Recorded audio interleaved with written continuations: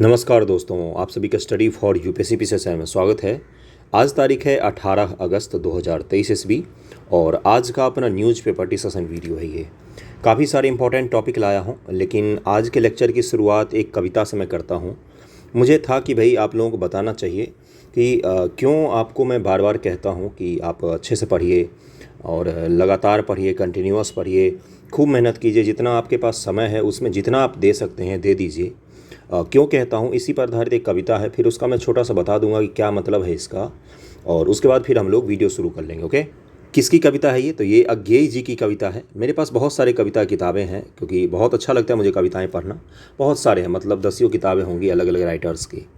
तो उसी में से एक कविता है। इसका मैं भाव बताऊंगा, लेकिन समय बर्बाद करने के लिए बिल्कुल नहीं लाया हूँ। इसका मतलब जब आपको मैं बताऊँगा तो आपको पता चलेगा कि मैंने क्यों बोला है। ये क्या है? शीर्षक है नाच। ओके, क्या है कि एक तनी हुई रस्सी है जिस पर मैं नाचता हूँ।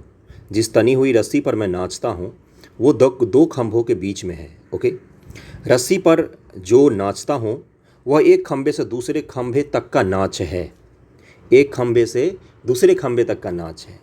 दो खंभों के बीच जिस तनी हुई रस्सी पर मैं नाचता हूँ उस पर एक तीखी रोशनी पड़ती है जिसमें लोग मेरा नाच देखते हैं। न मुझे देखते हैं जो नाचता है, न रस्सी को जिस पर मैं नाचता हूँ। इसी का भाव बताऊंगा मैं आपको। न खंभों पर भी जिस पर रस्सी तनी है, न रोशनी को जिस पर नाच दिखता है। लोग सिर्फ नाच देखते हैं, पर मैं जो नाचता हूँ, जो जिस रस्सी पर नाचता हूँ, जिन खंभों के बीच है, जिस पर जो रोशनी पड़ रही है, उस रोशनी में, उन खंभों के बीच, उस रस्सी पर असल में मैं नाचता नहीं हूँ। मैं केवल उस खंभे से इस खंभे तक दौड़ता हूँ कि इस या उस खंभे से रस्सी खोल दूं, कि तनाव चूके और ढील में मुझे छुट्टी हो जाए, पर तनाव ढीलता ही नहीं है। अगला क्या है? और मैं इस खंभे से उस खंभे तक दौड़ता हूँ, पर तनाव वैसा ही बना रहता है, सब कुछ वैसा ही बना रहता है, और वही मेरा नाच है जिसे सब देखते हैं। मुझे नहीं, रस्सी को नहीं, खंभे को नहीं, रोशनी को नहीं, तनाव को नहीं, देखते हैं तो केवल आपका नाच। इसका भाव ये था ना कि लोग केवल और केवल एक ही चीज़ देखेंगे आपका। जब आप एग्ज़ाम देंगे, जब आपका एफर्ट नहीं देखेंगे, आपकी मेहनत नहीं देखेंगे, आपकी त्याग नहीं देखेंगे, आपका तपस्या नहीं देखेंगे, आप किस परिस्थिति में पढ़ रहे हैं ये नहीं देखेंगे। लोग केवल और केवल एक चीज़ देखते हैं, वो है रिजल्ट। इसलिए इस चीज़ पर सबसे ज़्यादा फोकस करना चाहिए। सब कुछ को छोड़कर जो भी आपके जीवन में अन्य काम है, कुछ भी है, सब कुछ आपके लिए सेकेंडरी होना चाहिए एग्ज़ाम के समय में। यकीन मानिए, कोई भी एक समय के बाद, कोई भी किसी भी चीज़ को लेकर एक समय ऐसा आता है जिसके बाद आपके साथ कोई खरा नहीं हो पाता है, और वो सबकी मजबूरी होती है। ये कोई मैं मोटिवेशन लेक्चर लेकर नहीं आया हूँ, आपको वो सच्चाई बताना चाह रहा हूँ जो आप फेस करते हैं जब आपका सिलेक्शन नहीं होता है। तो इसीलिए नाच लोग देखते हैं, केवल और केवल रिजल्ट देखते हैं। ना तो रस्सी को देखते हैं जिस पर वो नाच रहा है, ना उस रोशनी को देखते हैं जिसमें उसका नाच दिखाया जा रहा है। ना तो आपके मेहनत को देखेंगे, ना आपके नॉलेज को देखेंगे, ना आपके त्याग को देखेंगे, ना तपस्या को देखेंगे, ना आपके संघर्ष को देखेंगे, ना उस परिस्थिति को जिस परिस्थिति में आपने एग्ज़ाम दिया। कुछ भी नहीं, नथिंग। केवल किस चीज़ को देखते हैं कि रिजल्ट क्या हुआ है। तो इसको ध्यान में रखिएगा, पढ़िएगा मन से। 30 दिन, 40 दिन, 45 दिन, जितने भी एग्ज़ाम के बचे हैं उसमें पढ़िएगा, नहीं तो फिर आपको 1 साल का लंबा इंतज़ार करना पड़ता है। सिविल सर्विसेज यही है, एक साल के इंतज़ार के बाद एग्ज़ाम आते हैं और 5 साल आपके कहाँ निकल जाएंगे आपको पता भी नहीं चलता है। ओके, चलिए शुरू करते हैं आज का अपना लेक्चर। क्या है पहला हेडलाइन? देखिए, अपना चंद्रमा पर जो चंद्रयान 3 जा रहा है, बहुत ज़्यादा इसको लेकर देश में माहौल बना हुआ, बनना भी चाहिए। देखिए, दरअसल में आपसे अगर मैं पूछूं कि नासा जो है या अपना इसरो जो है, ISRO, इसरो, इनकी सबसे बड़ी उपलब्धि क्या है जीवन में? जो इन्होंने आज तक 60-70 साल हो गए, इनकी सबसे बड़ी उपलब्धि क्या है? या नासा के इतने साल हो गए, इसकी सबसे बड़ी उपलब्धि क्या है? क्या रॉकेट लॉन्च करना? क्या कम्युनिकेशन सैटेलाइट स्थापित करना? क्या लोगों के जीवन को आसान बनाना? देखिए, ये सब कुछ तो है ही, लेकिन आप मुझे बताइए इसके सबसे बड़ी उपलब्धि क्या है? नहीं सोच पा रहे होंगे तो मैं बताता हूँ। अगर पूछा जाए तो एग्जामिनेशन में लिखिएगा, क्या है सबसे बड़ी उपलब्धि? एक वैज्ञानिक सोच बनाना देश में, दुनिया में। दुनिया का कौन सा ऐसा बच्चा होगा, पिछड़े से पिछड़े इलाकों का बच्चा होगा, जो नासा का नाम जानता होगा? तो ये क्या है? ये एक वैज्ञानिक सोच है। क्या यही साइंटिफिक टेम्परामेंट जो है इनकी सबसे बड़ी उपलब्धि है? तो चंद्रयान 3 जो है ये अपने अंतिम चरण की तरफ बढ़ रहा है और अब जो इसका लैंडर है वो अलग कर दिया गया सक्सेसफुली किससे, तो जो जिसमें लेकर जाया गया था इसको चंद्रमा तक, उससे अलग कर दिया गया लैंडर को। 23 तारीख उम्मीद है कि ये लैंड करेगा चंद्रमा पर। और लूना मिशन किसका है, तो लूना मिशन है आपका रूस का, ये भी चंद्र पर गया है। और आपको पता है ये कुछ दिन पहले लॉन्च हुआ है, लेकिन ये चंद्रयान 3 से पहले पहुंच के, इसकी उम्मीद है कि ये चंद्रयान 3 से पहले लैंड कर जाएगा कहाँ पर, तो चंद्रमा पर। तो इस कॉन्सेप्ट को भी आपको मैं समझाऊंगा कि हमें इतना समय क्यों लगा है। लेकिन उससे पहले देखिए क्या है, चंद्रयान से अलग होकर चांद की सतह की ओर बढ़ा लैंडर विक्रम नाम है इसका, और इसरो ने इसको बनाया है। चंद्रयान 1 कब किया गया था, 2008 के आसपास लॉन्च किया गया था उसको। अब भारत का अहम अंतरिक्ष मिशन चंद्रयान 3 अपने लक्ष्य की ओर नज़दीक पहुंच गया। सप्ताह भर का समय शेष नहीं बचा है जब अपना लैंडर विक्रम चांद के दक्षिणी ध्रुव पर इतिहास में पन्नों में और मतलब उतरकर दक्षिणी ध्रुव पर उतरेगा, जहां पर आज तक कोई भी नहीं जा पाया है, और इतिहास में अपना नाम दर्ज करवा लेगा। बाकी चीज़ें जब ये लैंड हो जाएगा ना विक्रम, प्रार्थना कीजिए भगवान से कि लैंड हो जाए सक्सेसफुली ये, उसके बाद हम लोग बाकी चीज़ें इसके बारे में कवर करेंगे।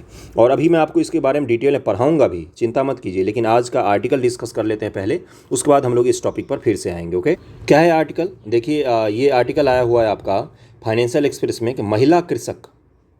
टॉपिक बेहतरीन था इसलिए मैं लाया, महिला कृषक और जलवायु चुनौती, इससे जुड़े हुए आर्टिकल आए हैं। क्या है भाई कि बढ़ते तापमान, बदलते मौसम पैटर्न, चरम घटनाओं की बढ़ती तीव्रता से चिन्हित जलवायु परिवर्तन विभिन्न क्षेत्रों के लिए एक महत्वपूर्ण खतरा उत्पन्न कर रहा है, जहां कृषि सबसे संवेदनशील क्षेत्रों में से एक है।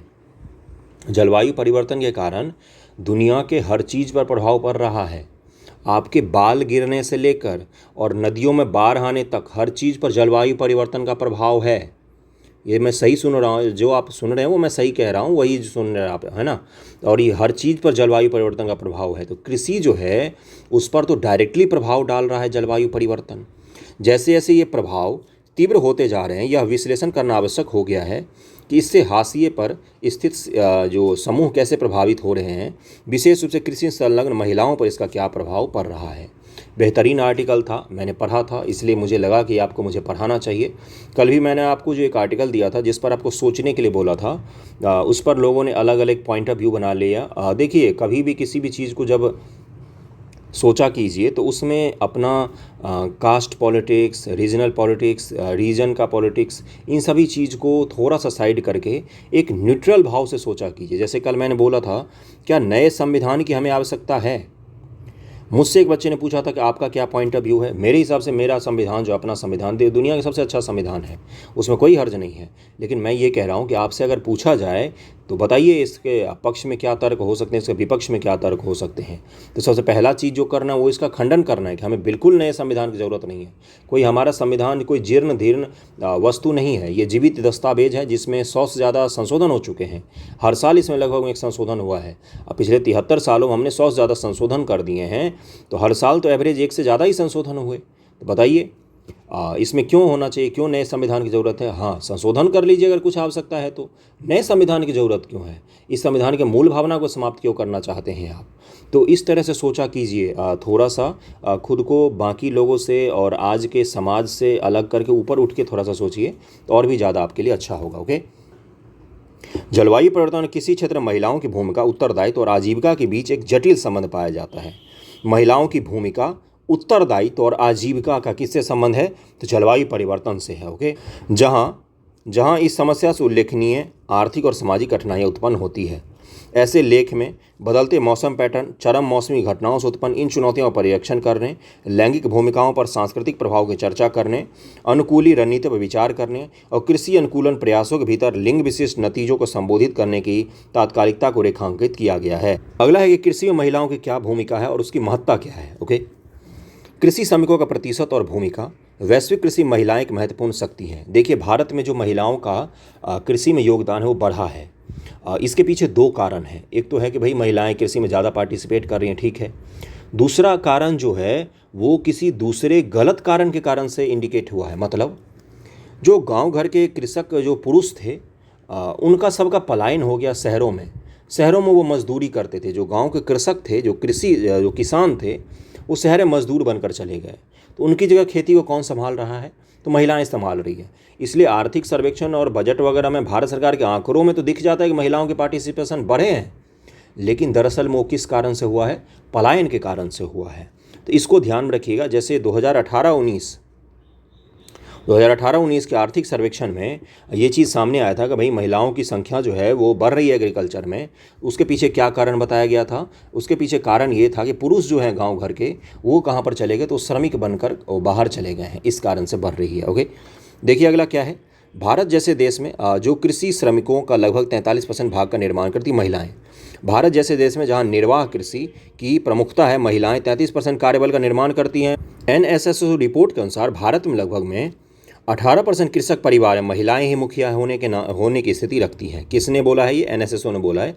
स्थिति रखती है महिलाएं मुखिया होने की। ओके, मतलब परिवार का मुखिया। कृषि का बढ़ता नारीकरण, बेहतर रोजगार अवसरों की तलाश में। देखिए अगला पॉइंट आ गया जो मैंने अभी आपको बताया। कहाँ पर आ गया? ये आर्टिकल में लिखा हुआ है, अभी मैंने पहले ही आपको बता दिया है। ग्रामीण पुरुषों के बढ़ते पलायन प्रवासन के कारण कृषि क्षेत्र का नारीकरण हो रहा है, जहाँ कृषि और संबद्ध गतिविधियों महिलाओं की भागीदारी अधिक महत्वपूर्ण हो गई है। रोपण, देखभाल से लेकर कटाई के बाद की गतिविधियां जैसे थ्रेसिंग, फसलों की सफाई, प्रसंस्करण, भंडारण तक सक्रिय रूप से फसल उत्पादन से संलग्न हैं। एक चीज़ बताइएगा, अगर आप ग्रामीण इलाकों में रहते होंगे या अगर आपने देखा होगा तो आप मुझे बताइए। थोड़ा सा मैं अलग पॉइंट ऑफ व्यू पर ले जाना चाहता हूँ। कृषि में किस वर्ग की महिलाएं अधिक शामिल होती हैं? समाज के सबसे उच्च वर्ग की महिलाएं क्या कृषि में पार्टिसिपेट करती हैं? क्या वो खेत में धान काटने रोपने के लिए जाती हैं? नहीं। कौन होती हैं? जो समाज के निचले वर्ग की महिलाएं हैं।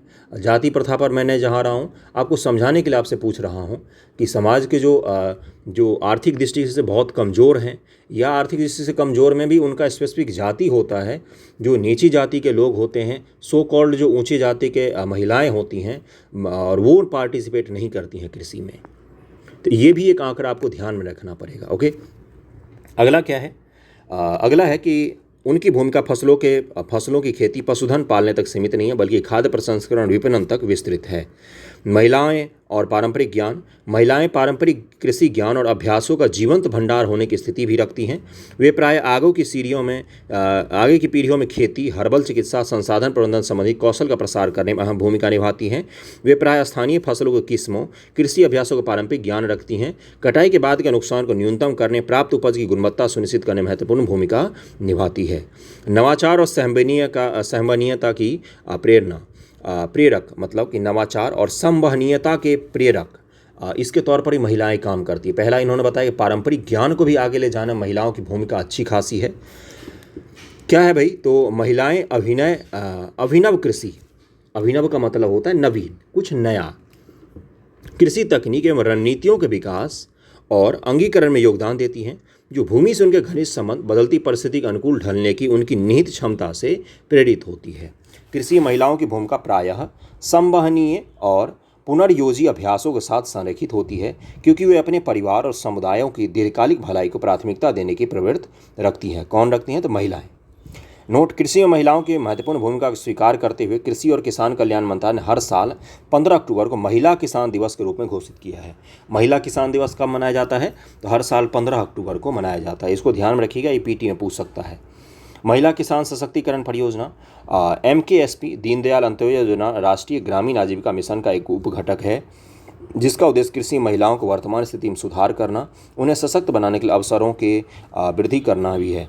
महिला किसान के रूप में पहचान को चिन्हित करना, कृषि संबंधी पारिस्थितिक संवहनीय अभ्यासों के क्षेत्र में महिलाओं की क्षमता का निर्माण करने का प्रयास भी किया जाता है इस योजना के तहत। ओके, अगला क्या है कि इसका उद्देश्य निर्धन परिवारों तक पहुंच बनाना, वर्तमान महिला किसान द्वारा संचालित गतिविधियों का दायरे का विस्तार करना भी है। किसका? तो महिला किसान सशक्तिकरण परियोजना जो भारत सरकार चला रही है, दीनदयाल अंत्योदय योजना राष्ट्रीय ग्रामीण आजीविका मिशन के तहत, इसमें ये उपघटक है ये योजना। जलवायु परिवर्तन का महिला किसानों पर क्या प्रभाव पड़ा है? अब यहाँ से आपका मुख्य हिस्सा शुरू हो रहा है। थोड़ा सा डिटेल में वीडियो होगा आज का, लेकिन देखिएगा धैर्यपूर्वक अंत तक। चरम मौसमी घटनाओं से खेती कार्यों में बाधा, बदलते मौसम पैटर्न, चरम घटनाएं कृषि में महिलाओं की भूमिकाओं पर गहरा प्रभाव डालती हैं। परिवर्तनशील वर्षा, दीर्घकालिक सूखे के कारण फसल की पैदावार कम हो जाती है, जिससे खेती पर निर्भर परिवारों के लिए खाद्य सुरक्षा खतरे में पड़ जाती है। ये सबसे पहला होता है। ये महिला हो पुरुष हो, सभी किसानों के लिए ये प्रभाव डालते हैं। महिलाएं पारंपरिक रूप से खेत में होने वाले कार्य में अभिन्न भूमिका निभा रही हैं। वे प्रायः फसलों की देखभाल, घरेलू खाद्य आपूर्ति के प्रबंधन के लिए जिम्मेदार होती हैं और परिणाम स्वरूप इन व्यवधानों का खामियाजा भी उन्हें ही भुगतना पड़ता है। जो जिस चीज़ के लिए जिम्मेदार होता है उसको भी खामियाजा उसको भुगतना ही पड़ता है। यही यहाँ पर कह रहा है कि प्रायः महिलाएं ही घर में खाद्य आपूर्ति के लिए जिम्मेदार होती हैं। जब पति नहीं काम कर रहे होते हैं या बाहर गए होते हैं, कहीं बाहर दिल्ली, बम्बई, कलकत्ता में रहकर मजदूरी कर रहे होते हैं, पानी बेच रहे होते हैं, तो चूँकि महिलाओं को ये काम करना पड़ता है तो वही जिम्मेदार भी होती हैं। जब सूखा पड़ जाता है या बाढ़ आ जाती है जिसके कारण से फसल का नुकसान हो जाता है, तो उसके बारे में ये बता रहे हैं। ओके, आर्थिक निहितार्थ क्या है इसके? कृषि संलग्न महिलाओं के लिए जलवायु परिवर्तन के आर्थिक निहितार्थ विपुल हैं। बाढ़ और चरम मौसम घटनाएं फसलों और अवसंरचनाओं को तबाह कर सकती है, जिससे महिलाओं को परिवार की देखभाल और वैकल्पिक आय सृजन को प्राथमिकता देने के लिए विवश होना पड़ता है। उन्हें वो काम करना पड़ता है जो वो नहीं करना चाहती हैं व्यवस्थापूर्वक। कृषि तो फिर भी कुछ अच्छा काम होता है, लेकिन उससे जो नहीं होना है, मतलब कृषि जब नहीं हो पाती है तो उनको कुछ ऐसे काम भी करना पड़ता है जो उनको नहीं करना पसंद होता है। सामान्य तौर पर ऐसा बताया गया है। ओके, चरम मौसमी घटनाओं के कारण फसल की पैदावार में कमी आने के आय में कमी आती है, जिससे मौजूदा लैंगिक असमानता जो है वो और भी ज़्यादा बढ़ जाती है। महिलाओं की आय कम हो जाती है। संसाधन की कमी के कारण अधिक असुरक्षित सांस्कृतिक मानदंड और भेदभावपूर्ण प्रथाएं महिलाओं की भूमिका स्वामित्व तक पहुंच में बाधा डालती हैं, जो कृषि में एक महत्वपूर्ण संपत्ति होती है। संपत्ति व महिलाओं के नियंत्रण की कमी के कारण साख यानी कि ऋण और बीमा तक उनकी पहुंच सीमित हो जाती है, जिससे वे जलवायु प्रेरित हानियों के प्रति संवेदनशील हो जाती हैं। UNFO United Nation Food Agriculture Organization FAO, ये दुनिया में खाद्य और कृषि संबंधी जो भी फैसले होते हैं उनमें सबसे प्रमुख बॉडियों में से एक है, के अनुसार यदि महिलाओं को पुरुष के समान उत्पादक संसाधनों तक पहुंच हो तो वे अपने खेतों में पैदावार को 20 से 30% तक बढ़ा सकते हैं। जितने उत्पादन के साधनों तक पुरुषों का पहुंच है, अगर उतने तक महिलाओं की भी पहुंच हो तो अपने कृषि उत्पादन को 20 से 30% तक बढ़ा सकती है। ये UNFAO ने बोला है। समझ सकते हैं आप।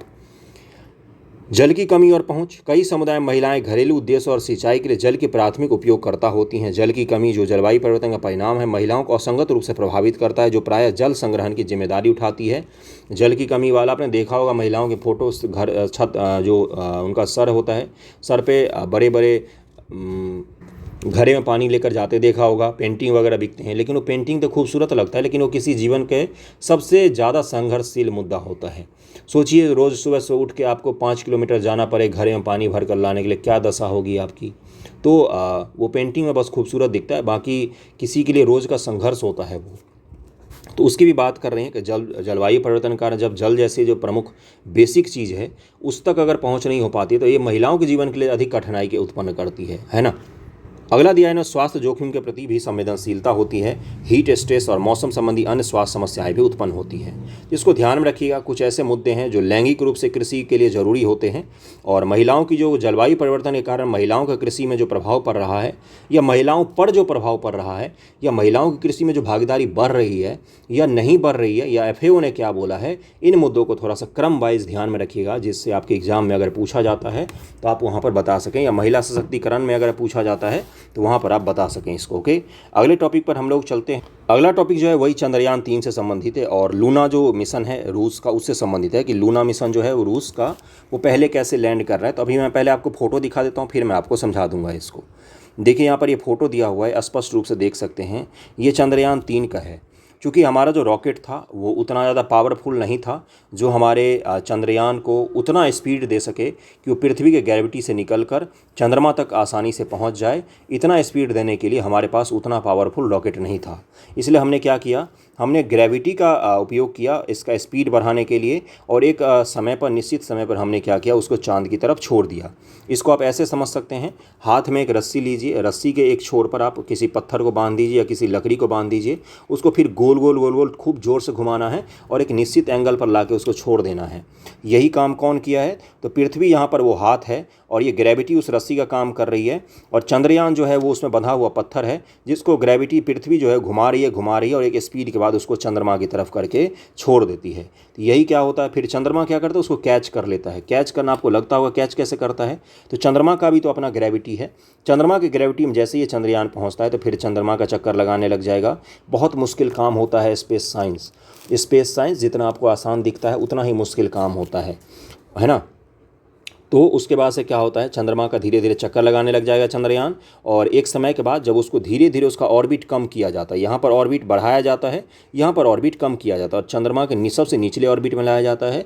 और सबसे निचले ऑर्बिट के बाद क्या होता है, चंद्रयान 3 को से लैंडर को अलग कर दिया गया है, विक्रम को अलग कर दिया गया है। अब लैंडर कहाँ पर बढ़ेगा, तो लैंडर अब चंद्रमा के चक्कर लगा रहा है और वो कहाँ पर बढ़ रहा है, तो वो चांद की तरफ बढ़ रहा है लैंड करने के लिए। अब जो रूस का लूना 25 है, ये क्या है, तो ये यहाँ से रूस से उठा, इसने एक चक्कर लगाया पृथ्वी का और उसके रॉकेट इतना पावरफुल था कि उसने क्या किया, डायरेक्ट किसको छोड़ दिया, चंद्रमा की तरफ छोड़ दिया। उसने पृथ्वी के ग्रेविटी का उपयोग नहीं किया, रस्सी बांध के घुमाने वाला उसने उपयोग नहीं किया, डायरेक्ट कहाँ पर छोड़ दिया, चंद्रमा की तरफ छोड़ दिया। और चंद्रमा पर वो रॉकेट, वो उनका जो मिशन है लूना 25, वो पहुंच गया। अब वो चंद्रमा का चक्कर लगा रहा है, वो भी लैंड करने की तैयारी कर रहा है, धीरे धीरे वो भी लैंड कर जाएगा। ये दोनों बेसिक अंतर था, यही इन दोनों बेसिक अंतर है। आप सामान्य भाषा में मुझे लगता है कि आप समझ गए होंगे कि क्या बेसिक अंतर है। ये रस्सी वाला ध्यान में रखिएगा। ओके, चलिए अब थोड़ा सा बेसिक बता देता हूँ चंद्रयान 3 के बारे में, और आपको बाकी तो पता ही होगा। रूस का लूना 25 मिशन, जिसे 10 अगस्त 2023 को सोयूज रॉकेट पर लॉन्च किया गया, का लक्ष्य भारत के चंद्रयान 3 से कुछ दिन पहले चंद्रमा के दक्षिणी ध्रुव के करीब सॉफ्ट लैंडिंग करना है। रूसी अंतरिक्ष एजेंसी रॉस्कोमॉस ने घोषणा की कि लूना 25 की लैंडिंग से चंद्रयान 3 पर कोई असर नहीं पड़ेगा। ऐसा नहीं होगा कि दोनों कोलाइड कर जाएंगे या टकरा जाएंगे, इस तरह का कोई भी असर नहीं पड़ेगा। एक छोटा सा स्पेस में रेस चल रहा है कि हम पहले लैंड करेंगे तो हम करेंगे, तो वही वाला रेस चल रहा है चंद्रयान 3 और किसके बीच में, लूना 25 के बीच में। चंद्रयान 3 से पहले लूना 25 की चंद्रमा पर लैंडिंग कैसे हो गई भाई, तो वही जो आपको मैंने समझाया ना भी, अब उसी को ये लोग सजा के थोड़ा अंग्रेजी हिंदी संस्कृत वाले शब्द ढूंढ ढूंढ कर लिखेंगे और थोड़ा सा ज्ञान देंगे, फेंकेंगे कि देखो हम कितना जानते हैं। वही चीज़ है भाई, प्रत्यक्ष प्रक्षेप पथ का लाभ, डायरेक्ट जो हमने प्रोजेक्टाइल का यूज किया, रूस ने यूज किया, उसी का लाभ हुआ है उसको। सामान्य भाषा में लिखने में पता नहीं इनकी क्या जाता है, इतना ख़राब लिखते हैं। चंद्रयान 3 की तुलना में लगभग 1 महीने बाद लॉन्च होने के बावजूद लूना 25 अपने अधिक प्रत्यक्ष प्रक्षेप पथ, डायरेक्ट ट्रेजेक्टरी के कारण चंद्रमा पर पहुंचने में सक्षम है। पेलोड और ईंधन भंडारण, लूना 25 का 1750 किलोग्राम का लिफ्ट ऑफ द्रव्यमान चंद्रयान 3 के 3900 किलोग्राम की तुलना में काफ़ी हल्का है, जो तेज़ गति से यात्रा करने के लिए महत्वपूर्ण है। इसलिए चंद्रयान 3 का घुमावदार मार्ग है। चंद्रयान 3 ने कम ईंधन भंडार के भरपाई के लिए चंद्रमा की उड़ान भरने से पहले वेग उत्पन्न करने के लिए एक दीर्घकालिक मार्ग अपनाया। वही पृथ्वी के चारों ओर क्यों घूम रहा है भाई, वो क्यों घूम रहा है, ताकि पृथ्वी उसको ग्रेविटी में घुमा घुमा के एक लाइन पर आके फेंक दे उसको, उसका स्पीड इतना ज़्यादा बढ़ा दे कि वो कहाँ पर चला जाए जल्दी से, उसको बिना फ्यूल उपयोग किए कम फ्यूल में कहाँ पहुँच जाए, तो चंद्रमा में पहुँच जाए। इसीलिए है ना, इससे चंद्रमा की कक्षा तक इसकी यात्रा 22 दिन की बढ़ोतरी हो गई और रूस का जो है वो बहुत जल्दी पहुँच गया, हमारा 22 दिन का लेट हो गया। लूनर डाउन टाइमिंग, अपने लैंडिंग स्थान पर चंद्रोदय के पहले लैंड करने के कारण लूना 25 के पेलोड को पूरे चंद्र दिवस यानी कि पृथ्वी के 14 दिन के बराबर के दौरान सोलर पैनल के माध्यम से पूर्ण ऊर्जा प्राप्त होगी, जबकि जो अपना चंद्रयान 3 था उसको इस तरह के ऊर्जा के स्रोत नहीं थे। इतिहास में केवल 3 ही देश चंद्रमा पर सॉफ्ट लैंडिंग करने में सफल रहे हैं। इन तीनों देशों का नाम ध्यान रखिएगा, वेरी वेरी इंपॉर्टेंट, ये पूछा जा सकता है आपसे पीटी में, जैसे यूपीएससी वालों ने पूछा है कुछ दिन पहले ही, इसीलिए आपसे भी पूछा। यूपीएससी 2023 का सवाल है कि इसी तरह का जिसके बारे में पूछा गया है, तो आपसे भी पूछ सकता है। यूएसए, संयुक्त राज्य अमेरिका, सोवियत रूस और चीन, ये तीनों ही सॉफ्ट लैंडिंग कर चुके हैं। अगर हम करेंगे तो हम चौथे देश होंगे दुनिया में, क्योंकि रूस तो पहले भी कर चुका है, रूस दूसरी बार करने जा रहा है। लूना 25 और चंद्रयान 3 के मध्य अंतर क्या है, परिचय। लूना 25 47 वर्षों के बाद रूस की चंद्र अन्वेषण में वापसी है, फिर से रूस वापसी कर रहा है। चंद्रयान 3 भारत का तीसरा चंद्र मिशन है, चंद्रमा की सतह पर सॉफ्ट लैंडिंग का दूसरा प्रयास करेगा। पेलोड का भी अंतर है। जीवन का, लूना 25 को 1 साल के मिशन के लिए डिजाइन किया गया है, जो हीटिंग तंत्र और गैर सौर ऊर्जा स्रोत से सुसज्जित है, जबकि अपना जो चंद्रयान 3 है एक रोवर है जो 500 मीटर तक मात्र चलेगा, आधा किलोमीटर तक चलने के लिए सक्षम है। इसका लक्ष्य चंद्रमा पर मिट्टी का अध्ययन करना है और इससे चंद्रमा के दक्षिणी ध्रुव के पास छाया वाले गड्ढों में पानी बर्फ का पता लगाने के लिए उपकरण है। बर्फ का और पानी का पता, देखिए चंद्रयान 1 जो है इसने ये चीज़ प्रूव किया था कि चंद्रमा पर पानी है। ये किसने प्रूव किया था? भारत के चंद्रयान 1 ने प्रूव किया था। हम ही ने ये पूरे दुनिया को बताया नासा से भी पहले कि भाई चंद्रमा पर पानी है। बर्फ़ के फॉर्मेट में है, उसके ध्रुवों पर है, थोड़ा सा अंदर जाके है, लेकिन है वहाँ पर पानी। ये किसने बताया? हम ही ने बताया था। ओके। मिशन का उद्देश्य, रूसी लैंडर के पास मुख्य रूप से 8 पेलोड हैं, जिसका मुख्य उद्देश्य मिट्टी की संरचना, ध्रुवीय वायुमंडल में धूलों के कणों का अध्ययन वगैरह करना है।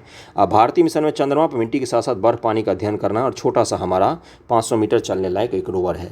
इसको ध्यान रखिएगा और इस फोटो को जरूर ध्यान में रखिएगा। हो सकता है आपसे एग्जाम में यही पूछ ले कि लूना 25 बाद में लॉन्च होने के बाद भी जल्दी क्यों लैंड कर गया, एक्सप्लेन कीजिए 150 शब्दों में, 200 शब्दों में। तो वहाँ पर आप इन फोटो को बनाकर जरूर एक्सप्लेन कीजिएगा। ओके, अगले टॉपिक पर हम लोग चलें। अगला जो टॉपिक है ये वेरी वेरी इंपॉर्टेंट कैटेगरी में आता है। इसका क्या नाम है? यूरिया गोल्ड उर्वरक नाम है। सबसे पहले तो यही पूछ लेगा कि यूरिया गोल्ड को यूरिया गोल्ड क्यों कहते हैं? बताइए बताइए, आंसर क्या होगा? हाल ही में भारत के प्रधानमंत्री द्वारा आधिकारिक तौर पर यूरिया गोल्ड उर्वरक को लॉन्च किया गया। देखिए, प्रधानमंत्री महोदय ने लॉन्च किया गया है। प्रधानमंत्री जी जब किसी चीज़ को लॉन्च करते हैं तो वो अपने आप करंट अफेयर में आ जाता है और इम्पोर्टेंट आ जाता है। ओके, इसे सार्वजनिक क्षेत्र में भारत की अग्रणी उर्वरक और रासायन विनिर्माण company Rashtriya chemical and fertiliser limited RCF, गला मेरा बिल्कुल ख़राब है तो इसलिए आवाज़ में थोड़ी सी बाधा होगी। RCF ने बनाया किसको? यूरिया गोल्ड को बनाया है। ये उर्वरक है, खाद है महाराज। यूरिया गोल्ड परिचय। यूरिया गोल्ड का निर्माण यूरिया को सल्फर के साथ मिलाकर 37% नाइट्रोजन, 17% सल्फर के साथ मिश्रित उर्वरक बनाकर किया जाता है। यूरिया गोल्ड की खासियत क्या? तो उसकी खासियत एक ही चीज़, सल्फर। क्या खासियत? सल्फर खासियत। सोते उठते जागते पता होना चाहिए, कोई यूरिया गोल्ड नाम ले तो बोल देना सल्फर। सल्फर उसमें मिक्स किया गया, इसीलिए उसको यूरिया गोल्ड नाम दिया गया है।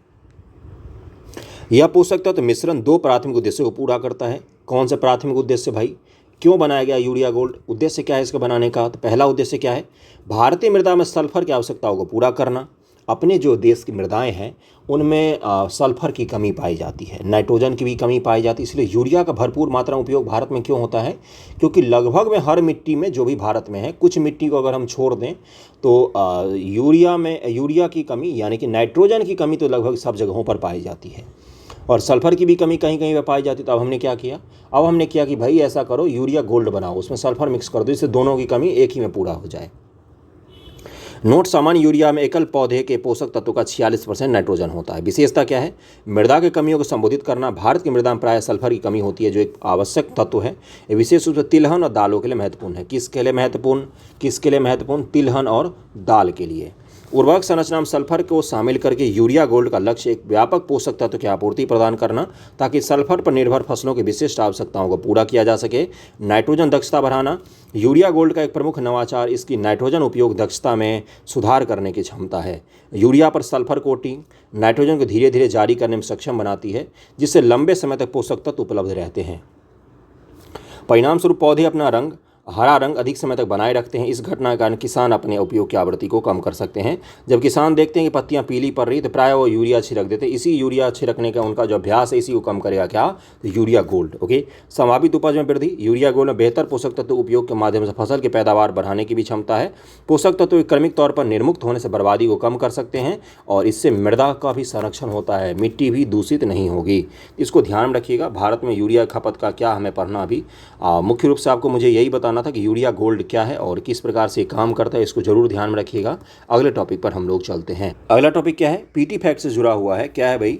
तो NHAI, राष्ट्रीय राजमार्ग प्राधिकरण, NHAI है सॉरी नाम। ओके, इसने क्या बोला है भाई? तो इसने गूगल मैप की तरह राजमार्ग यात्रा मोबाइल ऐप तैयार किया। किसने?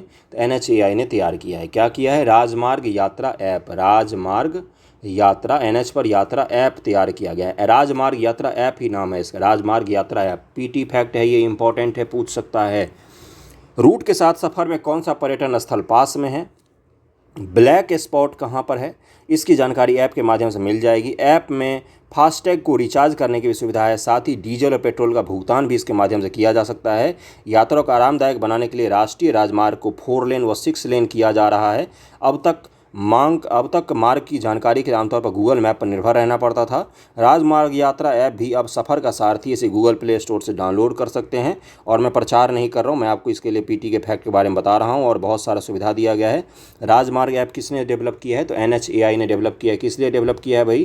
तो इसलिए डेवलप किया है कि लोगों को यात्रा करने में आसानी हो, और बस यही था। राष्ट्रपति ने युद्धपोत बिंधगिरी का किया है जल अवतरण किया गया। बिंधगिरी नाम है इसका, देखिए खूबसूरत सा है ये। क्या है भाई, तो द्रौपदी मुर्मू ने पोत का निर्माण आत्मनिर्भर भारत और तकनीकी प्रगति के प्रतीक है। ठीक है भाई, बहुत सुंदर। द्रौपदी मुर्मू ने राष्ट्रपति महोदया ने गुरुवार को कोलकाता में, कहाँ पर, कलकत्ता में, हुगली नदी के तट पर garden reach ship builders and engineers limited, जो गार्डन रीच है कोलकाता में, इसको बहुत सारे बिहार के लोग भी काम करते हैं। गार्डन रीच क्या है, तो ये यहाँ पर युद्धपोत वगैरह बनते हैं। मैं भारत की नौसेना के लिए प्रोजेक्ट 17A किसका है, प्रोजेक्ट 17A है अपने नौसेना का, के तहत निर्मित छठे स्वदेशी युद्धपोत बिंधगिरी का जल अवतरण किया। उन्होंने इस युद्धपोत के निर्माण को आत्मनिर्भर भारत और देश की तकनीकी प्रगति का प्रतीक बताया। ठीक है भाई, राष्ट्रपति महोदया ने कहा कि यह भारत की समुद्री क्षमताओं को बढ़ाने की दिशा में एक कदम आगे बढ़ाने का प्रतीक है। आपको क्या याद रखना है, INS बिंधगिरी जो है, INS बिंधगिरी, इंडियन नेवल शिप बिंधगिरी, इसका कहाँ पर जल अवतरण किया गया है, तो ये कलकत्ता में किया गया है। किसने बनाया है इसको, तो शिप गार्डन्स, क्या है भाई इसका नाम, garden rich ship builders and engineers limited, Kolkata ने किया। प्रोजेक्ट 17A के तहत बनाया गया। और ये भी पूछ लेता है कितनी बार कि किसने इसका जल अवतरण किया है, प्रधानमंत्री जी ने किया है, रक्षा मंत्री जी ने किया है, राष्ट्रपति महोदया ने किया है, तो राष्ट्रपति जी ने हमारे किया है इसको ध्यान में रखिएगा। और द्रौपदी मुर्मू जी ने किया है, कहाँ पर किया है, तो कलकत्ता में किया। ओके, अगला चलते हैं, बिहार से जुड़ा हुआ जो न्यूज़ है वो मैं आपको बता देता हूँ। बिहार के 21 पुलिसकर्मियों को राष्ट्रीय पदक दिया गया है। 14 अगस्त 2023 को स्वतंत्रता दिवस के पूर्व संध्या पर केंद्रीय गृह मंत्रालय ने देश भर के पुलिसकर्मियों को दिए जाने वाले पुरस्कारों की घोषणा की। किसने की है, गृह मंत्रालय ने की है, जिन्हें बिहार पुलिस के 2 वरीय अधिकारियों को सहित 21 पुलिसकर्मियों को शामिल किया गया है।